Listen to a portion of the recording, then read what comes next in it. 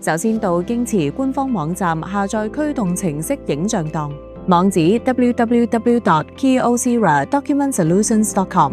進入網站之後，於客戶支援中心清單點選下載中心。於步驟1搜尋並點選印表機型號。步驟2選擇驅動程式。步驟3選擇 Mac 作業系統。步驟4選擇 Mac Print Driver。點按同意合約條款並下載。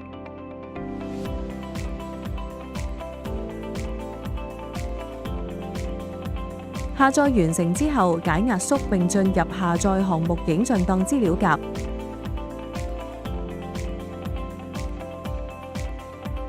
打開 Kyocera OS X Web Build 影像檔，啟動 Kyocera OS X Web Build 安裝程式。以下步驟點選繼續，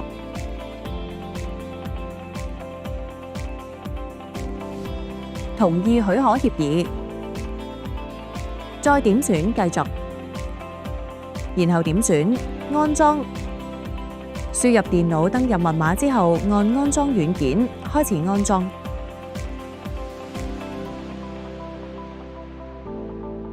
最後點選關閉，結束安裝。點按允許取用，可自行決定保留或者刪除安裝程式。要添加印表機，先點按 Mac 圖標，選擇系統設定，選擇打印機與掃描器，點按加入打印機、掃描器或傳真機。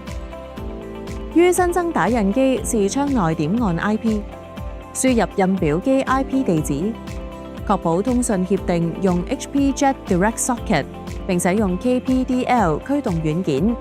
可按需要更改顯示嘅名稱同位置，然後點按加入。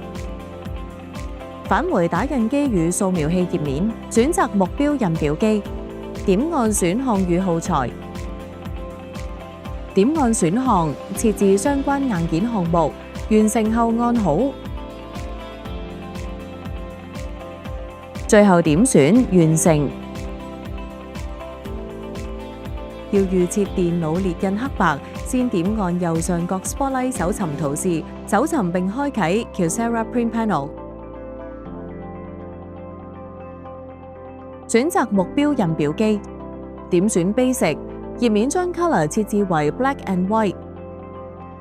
完成之後按 Apply， 再按OK。